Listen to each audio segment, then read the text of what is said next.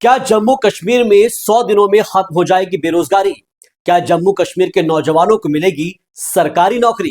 क्या सरकारी नौकरियों में मिलने वाले रिजर्वेशन में होगा संशोधन? ये सवाल दरअसल इसलिए हैं क्योंकि जम्मू कश्मीर से बेरोजगारी को खत्म करने के लिए उमर अब्दुल्ला सरकार ने 100 दिनों का एक्शन प्लान तैयार कर लिया है। जम्मू कश्मीर के नौजवानों को रोजगार देने के लिए क्या है उमर अब्दुल्ला सरकार की योजना और कैसे 100 दिनों के दरमियान टारगेट हो पाएगा पूरा? सरकारी नौकरी में किसे मिलेगा कितना रिजर्वेशन? सभी सवालों के जवाब इस वीडियो में आपको आगे बताएंगे।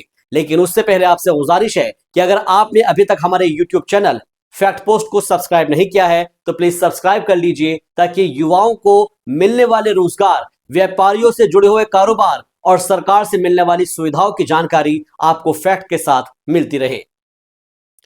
हेलो दोस्तों, आप देख रहे हैं फैक्ट पोस्ट और आपके साथ मैं हूं शहबाज। जम्मू कश्मीर में सत्ता की कमान संभाले हुए उमर अब्दुल्ला सरकार को 1 महीने से ज्यादा का वक्त बीत चुका है। लोगों को इंतजार है कि जो वादे सरकार ने चुनाव से पहले किए थे अब उनको अमली जामा पहनाया जाए। लिहाजा जम्मू कश्मीर के सीएम उमर अब्दुल्ला ने जम्मू में अपनी सरकार की पहली कैबिनेट मीटिंग में उसकी अध्यक्षता की और जिसमें रोजगार, आरक्षण और भर्ती प्रक्रिया समेत तमाम मुद्दों को लेकर चर्चा हुई है। इस दौरान सीएम उमर अब्दुल्ला की कैबिनेट की ओर से अधिकारियों को दिशा निर्देश जारी किए गए हैं और इस बैठक में जम्मू और कश्मीर में सरकारी नौकरियों में आरक्षण की सीमा को संशोधित करने की बढ़ती मांग पर विचार करने के लिए कहा गया है और साथ ही इस मुद्दे पर सभी लाभार्थियों के साथ संवाद करने के लिए एक सब कमेटी गठित करने का फैसला लिया गया है। हमारे नौजवान खासकर ओपन कैटेगरी के उनको लगता है कि उनको अपना हक नहीं मिल रहा है, लेकिन उसके साथ साथ वो लोग जिनको रिजर्वेशन के दायरे में लाया गया है वो नहीं चाहते हैं कि उनके हक में कोई कमी हो। तो इसलिए आज कैबिनेट ने फैसला किया है कि एक सब कमेटी कायम की जाएगी। उस कैबिनेट सब कमेटी में 3 ऑनरेबल मिनिस्टर होंगे और उन्हें कैबिनेट ने ये कहा है कि वो एक होलिस्टिक व्यू इस रिजर्वेशन के मामले का लें, वो ये देखें कि अभी तक क्या हुआ है। इस कैबिनेट मीटिंग में डिप्टी सीएम सुरेंद्र कुमार चौधरी और इनके अलावा कैबिनेट मंत्री और साथ ही साथ मुख्य सचिव अतुल डुल्लू भी मौजूद रहे। आपको बता दें कि ये कैबिनेट मीटिंग मुख्यमंत्री उमर अब्दुल्ला की सरकार के कार्यकाल की अब तक की दूसरी मीटिंग थी, जिसमें मुख्यमंत्री ने सभी मंत्रियों को निर्देश दिया है कि वो अपने अपने विभागों के बेरोजगारी के मुद्दे को प्राथमिकता दे और साथ ही इसे हल करने के लिए कार्यवाही शुरू करे। सीएम अब्दुल्ला ने कहा है कि अपने 100 दिन की योजना के तहत आने वाले 2 महीने के दौरान ठोस उपाय पेश करने के लिए वो प्रतिबद्ध है। बेरोजगारी का समाधान चुनावी घोषणा पत्र का महत्वपूर्ण वादा है और सरकार इसे पूरा करने के लिए प्रतिबद्ध है। वहीं रिजर्वेशन को लेकर बनाई गई सब कमेटी बातचीत के बाद अपनी रिपोर्ट सौंपेगी। हाल ही में जो सुप्रीम कोर्ट के इसमें आदेश हैं उनको लेके हम क्या हमने उनको जो है उससे आगे गए हैं या हम वहीं तक हैं और आगे क्या फैसले लिए जाने चाहिए ताकि किसी का हक जो है वो छीना ना जाए, लेकिन इंसाफ सबसे हो। तो इसके लिए कैबिनेट सब कमेटी अब बनाई गई है, उन्हें वक्त दिया गया है, वो अपना रिपोर्ट जो है कैबिनेट के सामने पेश करेंगे और उसके बाद हम कोई फैसला इसमें कर पाएंगे। तो सुना आपने सीएम उमर अब्दुल्ला को, उनकी कोशिश है कि जल्द से जल्द आवाम को राहत मिले। वीडियो में आगे बात करेंगे डेली वेजेस के मुद्दों पर, लेकिन उससे पहले आपसे गुजारिश है कि अगर आपने अभी तक हमारे चैनल फैक्ट पोस्ट को सब्सक्राइब नहीं किया है तो प्लीज सब्सक्राइब कर लीजिए, ताकि आपको फैक्ट के साथ लेटेस्ट अपडेट्स मिलते रहे। आइए बात करते हैं डेली वेजेस की। दरअसल जम्मू में अब्दुल्ला कैबिनेट के दौरान डेली वेजेस के मुद्दे पर भी चर्चा हुई और कैबिनेट ने अधिकारियों से इस मामले को जल्द से जल्द हल करने के निर्देश दिए हैं। आपको बता दें कि डेली वेजेस का मुद्दा बहुत अहम है, लिहाजा सीएम उमर अब्दुल्ला ने पहले ही मंत्रियों को निर्देश दिए हैं कि वो इस दिशा में कार्यवाही शुरू करें। यानी उमर अब्दुल्ला की कोशिश है कि सरकार ने जो भी चुनाव से पहले वादे किए थे उन्हें जल्द से जल्द पूरा किया जाए। और वहीं इस मुद्दे पर बात करने के लिए हमारे साथ जुड़ गए हैं संपूर्ण भारत क्रांति पार्टी के जम्मू कश्मीर और लद्दाख के प्रेसिडेंट मोहम्मद अब्दुल्ला चटवाल। अब्दुल्ला चटवाल साहब, आपका बहुत बहुत इस्तकबाल है फैक्ट पोस्ट पर। जी सर, इस्तकबाल है सर, आपका भी शुक्रिया कि आपने हमें ऑनलाइन लिया सर। अब्दुल्ला चटवाल साहब, मेरा पहला ही सवाल आपसे यह है कि जम्मू कश्मीर में उमर अब्दुल्ला की सरकार को बने करीब 1 महीना से ज्यादा का वक्त बीत चुका है। सरकार के पिछले 1 महीने के कार्यकाल को आप कैसे देखते हैं? सर यहाँ पे जम्मू कश्मीर में जब 370 की अब्जर्वेशन हुई थी, उसके बाद में 6 साल के बाद में यहाँ पे सरकार बनी है। अब्जर्वेशन के दौरान जो जम्मू कश्मीर का यहाँ पे स्ट्रक्चर बना हुआ था, वो स्ट्रक्चर सेंट्रल गवर्नमेंट ने एक यूटी बना के तोड़ दिया था। तो वो स्ट्रक्चर को फिर से रास्ते पर, जैसे कि उमर अब्दुल्ला सरकार जब से बनी, इन्होंने एजुकेशन के बारे में कुछ फैसले लिए, बहुत अच्छे फैसले लिए हैं। जैसे दरबार मूव के बारे में कुछ फैसले उन्होंने लिए हैं जम्मू, और जैसे श्रीनगर का पहले रखा हुआ अब जम्मू में भी रख रहे हैं। तो उन चीज़ों को देखते हुए अच्छा काम कर रहे हैं। लेकिन 1 महीने के टाइम में सरकार कुछ नहीं कर पाती है। अब सेटलमेंट कर रही है, वो अच्छा काम कर रही है। लेकिन चटवाल साहब, सीएम उमर अब्दुल्ला ने बयान दिया है कि कांग्रेस उनकी सरकार का हिस्सा नहीं है। तो क्या इस सरकार की धारा 370 की ओर बढ़ते हुए कदम माने जाए?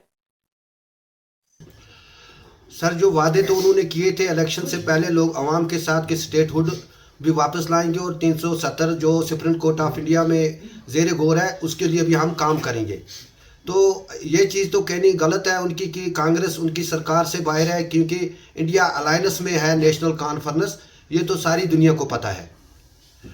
हाँ, तो इंडिया अलायंस में कांग्रेस और जो नेशनल कॉन्फ्रेंस है, यहाँ पे वो इंडिया अलायंस में उनके साथ है। बिल्कुल। अब्दुल्ला चटवाल साहब, क्योंकि जम्मू कश्मीर में बेरोजगारी एक बहुत बड़ा मसला है, तो आपको क्या लगता है कि बेरोजगारी को खत्म करने के लिए उमर अब्दुल्ला सरकार क्या काम कर रही है? हाँ, कुछ कोशिशें की जा रही है। जैसे कि यहाँ पे पिछले 10-12 साल से जो कैजुअली लेबरर्स थे, जो मुख्तलिफ डिपार्टमेंट में काम कर रहे थे, उनकी सुनवाई नहीं हो रही थी।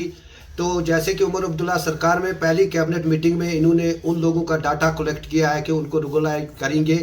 तो ये चीज़ देखते हुए ये लग रहा है कि कुछ चीज़ों पे काम कर रहा है। हाँ, एक चीज़ और है, यहाँ पे 450 के करीब वैकेंसियाँ मुख्तलिफ डिपार्टमेंट में खाली पड़ी हुई हैं। उनकी तरफ भी कदम यहाँ पे रियासती सरकार, उमर अब्दुल्ला सरकार को फौरी तौर बढ़ाना चाहिए, क्योंकि जम्मू कश्मीर इस वक्त वो स्टेट है, जब से यूटी बनी है, यहाँ पे कोई रोज़गार किसी को नहीं मिला हुआ है। तो यहाँ पे बेरोज़गारी हद से ज़्यादा है इस वक्त। अगर जम्मू कश्मीर में हम देखें तो पंजाब के बाद जम्मू कश्मीर वो रियासत है जो ड्रग एडिशन में दूसरे या 1 नंबर पे आ रही है। तो इन चीज़ों को देखते हुए ये बेरोज़गारी की वजह से सब चीज़ें हो रही हैं, इसकी तरफ सरकार को पूरी ध्यान देना चाहिए। लेकिन उसमें उमर अब्दुल्ला खास कुछ नहीं कर पा रहे, क्योंकि ये यूनियन टेरिटरी है। यहाँ पे जो कुछ किया जा करते हैं, वो कदम उठाते हैं, वो गवर्नर से उनको गवर्नर से पूछ के करना पड़ता है। तो ये चीज़ देखते हुए रियासत सरकार को जम्मू कश्मीर को सबसे पहले स्टेटहुड वापस देना चाहिए, ताकि यहाँ की सरकार जो उमर अब्दुल्ला सरकार है इंडिपेंडेंट होकर काम करे। तो हमें लगता है कि अगर ऐसा होगा तो यहाँ पे तरक्की और खुशहाली आएगी। अब्दुल्ला चटवाल साहब, आप स्टेटहुड की बात कर रहे हैं, लेकिन बीजेपी और पीडीपी का कहना है कि स्टेटहुड का वादा तो केंद्र सरकार ने पहले ही कर रखा है और क्रेडिट उमर अब्दुल्ला ले रहे हैं। तो ये नहीं लगता है हमें कि जो भारतीय जनता पार्टी है वो जम्मू कश्मीर के अवाम की सबसे जो उनसे सबसे बड़ी चीज़ छीनी है, स्टेटहुड छीनी है, उसको वापस दे देगी। क्योंकि उन्होंने तो इलेक्शन से पहले वादा किया था यहाँ पे जम्मू कश्मीर के अवाम के साथ के इलेक्शन के बाद ही में फौरी तौर हम स्टेटहुड दे देंगे। तो मेरे को नहीं लगता है कि स्टेटहुड वापस दे देंगे ये, क्योंकि इनको अभी नहीं लगता है कि जम्मू कश्मीर में हम स्टेटहुड दे दें, क्योंकि बीजेपी को बहुत बड़ा धचका लगा है जम्मू कश्मीर से। अब्दुल्ला चटवाल साहब, पीएम मोदी यूनिटी डे पर बयान देते हैं कि हमने धारा 370 को जमीन में गाड़ दिया है। तो क्या यह मान लिया जाए कि अब जम्मू कश्मीर में धारा 370 की वापसी कभी नहीं हो पाएगी? ये सर गलत बात है। देखो, 370 अगर जम्मू कश्मीर को मिला था, जैसे कि हमारे सिक्किम को, पांडिचेरी है, जैसे कि दूसरी स्टेटें हैं, या हिमाचल प्रदेश है, उनको 371 मिला हुआ था। ये कोई वो ऐसी बड़ी चीज़ नहीं थी। जम्मू कश्मीर हिंदुस्तान के साथ जब से हिंदुस्तान आज़ाद हुआ तब से जुड़ी हुई थी। लेकिन ये एक इलेक्शन का इन्होंने एक इलेक्शन में गुमराह किया जा रहा है। लेकिन स्टेटहुड ये 370 कोई वैसी चीज़ नहीं थी कि जिससे जम्मू कश्मीर से छीन के तो हिंदुस्तान के साथ जोड़ दिया। जम्मू कश्मीर में जब से 1947 से आज तक हिंदुस्तान का झंडा लहराया जाता था, तो आज भी वही लहराया जा रहा है, कोई नया कुछ हुआ नहीं है। उन्होंने तो ये भी बोला था कि 370 जाने के पास यहाँ पे नौकरियाँ मिलेगी, यहाँ पे बड़ी बड़ी कंपनियाँ खोली जाएंगी, यहाँ पे बहुत सारी कंपनियाँ, लेकिन सारी कंपनियों में बाहर से मुलाजिम आ रहे हैं। जम्मू कश्मीर को कोई फ़ायदा नहीं हुआ 370 जाने से, नुकसान हुआ। लेकिन चटवाल साहब, जम्मू कश्मीर विधानसभा का सत्र आपने भी देखा है, हमने भी देखा है, काफी हंगामेदार रहा। सत्र के दौरान अब्दुल्ला सरकार ने जम्मू कश्मीर के स्पेशल स्टेटस की बात कही है और विपक्ष का यह आरोप है कि अब्दुल्ला सरकार ने धारा 370 की वापसी पर जनता को गुमराह किया है। आप क्या कहेंगे? नहीं, उन्होंने इनकार तो नहीं किया है। ये तो हमने कभी न्यूज़ में नहीं सुना कि उमर अब्दुल्ला ने बोला कि 370 के लिए हम काम नहीं करेंगे। लेकिन जो जैसे कि यहाँ असेंबली सेशन शुरू हुआ, वहाँ पे भारतीय जनता पार्टी के जो एमएलए थे उन्होंने सेशन को काम नहीं करने दिया। अगर वो भी जम्मू कश्मीर का हिस्सा है, जो जैसे जम्मू से थे ताल्लुक़ रखते थे, उनको जम्मू कश्मीर के अवाम के हित के लिए काम करना चाहिए था। सेशन में जो डिमांड थी या जो पब्लिक की जो ग्रीवेंस थी उस पर काम करना चाहिए था, लेकिन उन्होंने सेशन को नहीं काम करने दिया। तो सेशन में हल्लाबाजी हुई वगैरह हुई, बहुत सारे बड़े मसले थे जो सेशन में डिस्कस नहीं हो पाए, जो हमारी असेंबली थी। चटवाल साहब, एक बहुत अहम मुद्दा है कि सरकारी नौकरी में रिजर्वेशन के संशोधन की मांग की जा रही है और जिसके लिए अब्दुल्ला सरकार ने सब कमेटी का गठन भी कर दिया है। आपको क्या लगता है कि आरक्षण में संशोधन होना चाहिए? सर, ये तो सबसे बड़ा झूठ और सबसे नाइंसाफ़ी जम्मू कश्मीर के अवाम के साथ कर रही है भारत सरकार। जबकि मोदी जी ने बोला था एक संविधान एक झंडा चलेगा, तो हम पूरे देश में अगर आरक्षण की बात करते, जो बैकवर्ड क्लासेस है पूरे देश में उनको 27% का रिजर्वेशन मिलता है और उनको पूरे देश में मंडल कमीशन की रिपोर्ट लागू की गई है। जम्मू कश्मीर वो एक स्टेट है जहाँ पर जो बैकवर्ड क्लासेस जो बिलो पॉवर्टी लोग हैं उनको 2% का रिजर्वेशन मिलता है। ये तो अपने वोट बैंक के लिए उन्होंने उमर अब्दुल्ला साहब ने या भारत सरकार कहती है ये नामुमकिन है, नहीं कर पाएंगे। बाकी तो आरक्षण इन्होंने दिया, जैसे SC ST को दिया वो पहले से था, लेकिन जम्मू कश्मीर में एक 52% एक अवाम का तबका है जो बैकवर्ड क्लास जिसको बोलते हैं, जिसमें बिलो पॉवर्टी लोग भी शामिल हैं। तो आरक्षण देने की उनको ज़रूरत है जो आज की डेट में बिलो पॉवर्टी लाइन है। आरक्षण का फ़ायदा वो लोग उठाते हैं जो हमारे IPA ऑफिसर साहब हैं या KPA ऑफिसर साहब हैं या ब्यूरोक्रेट हैं। इस आरक्षण का हम चाहते हैं कि जो मंडल कमीशन की रिपोर्ट है, जैसे बाबा साहब भीमराव अम्बेडकर साहब ने कॉन्स्टिट्यूशन ऑफ इंडिया की आर्टिकल 4 में आरक्षण का जो संविधान बनाया था कि पूरे एजुकेशनली, इकोनॉमिकली, सोशली जो बैकवर्ड तबका है उनको आरक्षण दिया जाए। तो उस चीज़ को देखते हुए जम्मू कश्मीर, जब से हमारा स्टेटहुड हमारे पास था 370 था, तब हम स्टेट गवर्नमेंट से बात करते थे आरक्षण की, वो बोलते थे नहीं जी ये जी सेंट्रल गवर्नमेंट से मिलना है। अब जब हमारा UT बना है तो सेंट्रल गवर्नमेंट जम्मू कश्मीर के अवाम के 52% के साथ नाइंसाफ़ी कर रही है कि यहाँ पे 25% पूरे देश में आरक्षण जो बैकवर्ड क्लासेस है, जो एजुकेशनली इकोनॉमिकली बैकवर्ड क्लासेस है, वो 52% जम्मू कश्मीर के जिसकी पॉपुलेशन है। और मंडल कमीशन की रिपोर्ट ने उसका सिफारिश भी किया है, लेकिन वो मरकजी सरकार यहाँ पे लागू नहीं करना चाहती और रियासती सरकार तो इस चीज़ के बाइकाट में वो नहीं करेगी आरक्षण यहाँ पे। बाकी सब जैसे कि SC ST उनको आरक्षण दे रखा है, लेकिन बैकवर्ड क्लास को आरक्षण नहीं दे रही है। एक बहुत अहम मुद्दा है और वो है दरबार मूव से जुड़ा हुआ। 150 साल पुरानी परंपरा थी दरबार मूव की, उसको खत्म कर दिया जाता है और अब प्रशासनिक मूव का नाम देकर उसकी शुरुआत की जाती है। क्या लगता है कि फिर से दरबार मूव की शुरुआत होनी चाहिए? ये सच बात है। महाराजा ने जो ये एक परंपरा बनाई हुई थी, ये बहुत अच्छी परंपरा थी। देखो जम्मू कश्मीर जो है 2 सूबे में बंटा हुआ है। यहाँ पे अगर कश्मीर की बात करें तो यहाँ पे ज़्यादा पॉपुलेशन जो है मुस्लिम की है। जम्मू में सूबे की अगर बात करें वहाँ पे ज़्यादा पॉपुलेशन हिंदू धर्म की है। तो ये एक मतलब कि कश्मीर और जम्मू को आपस में जोड़ने की परंपरा शुरू की हुई थी राजा महाराजा ने। ये एक बहुत सही कदम था और बड़ा कदम था। इससे जम्मू की जो इस वक्त जब से 2020 से दरबार मूव बंद हुआ है, जम्मू में इन दरबार मूव को देखते हुए लोगों ने बिजनेस खोली हुई थी, होटल्स थे, बहुत सारी बिजनेस थी, वो बंद हो चुकी थी। ये बहुत अच्छा कदम है कि जब दरबार मूव होना चाहिए, 6 महीने जम्मू में होना चाहिए, 6 महीने कश्मीर में होना चाहिए। जैसा 1947 से चल रहा था वही वैसा ही चलना चाहिए। तो बहुत अच्छी बात है। इससे एक तो आपस में रिश्ता और भाईचारा मजबूत रहेगा जम्मू दोनों सूबों का। वरना जम्मू वाले अपने आप को अलग सोच रहे हैं, कश्मीर वाले अलग सोच रहे हैं। तो इसलिए ये अच्छा कदम है कि दरबार मूव होना चाहिए। लेकिन चटवाल साहब, जिस तरीके से अब्दुल्ला सरकार बनने के बाद अचानक से आतंकी घटनाओं में इजाफा देखने को मिला है और हम देख रहे हैं कि एक के बाद एक इसमें इजाफा हुआ है, इन घटनाओं को आप कैसे देखते हैं और इस पर कैसे लगाम लगाई जाए?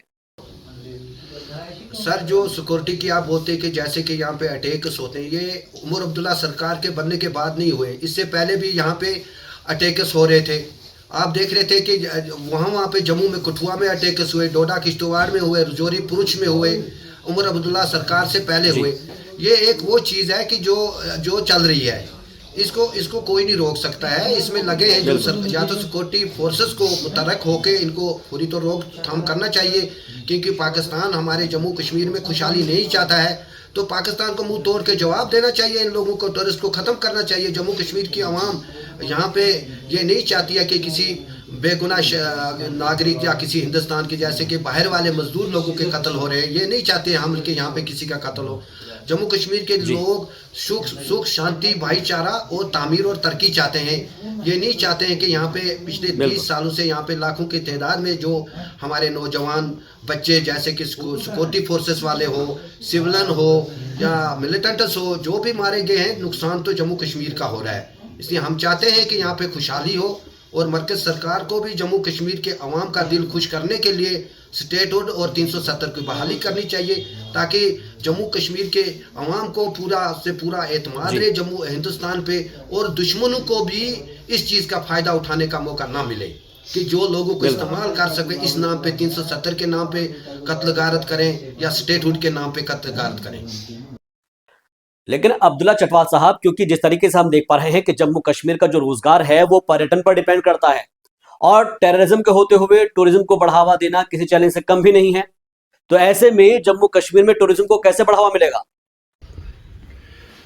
सर, जम्मू कश्मीर एक वाहिद वो स्टेट है हिंदुस्तान की जिसमें फ्लोरिकल्चर है, जिसमें टूरिज्म है, जिसमें हमारा आयुष है, आयुर्वेदिक है, जिसमें इंडस्ट्री है। लेकिन अगर मरकज़ी सरकार या रियासती सरकार इसमें इंटरेस्ट ले, इन सेक्टरों को डेवलपमेंट करे, तो यहाँ पे रोज़गार की कमी नहीं रहेगी। यहाँ पे जैसे कि आप देखते हो बहुत सारी स्कीमें गवर्नमेंट ऑफ इंडिया या स्टेट गवर्नमेंट लॉन्च की हैं, जिनको हम सेल्फ एम्प्लॉयमेंट स्कीम बोलते हैं, क्योंकि हर एक को तो गवर्नमेंट नौकरी नहीं दे सकती है ना।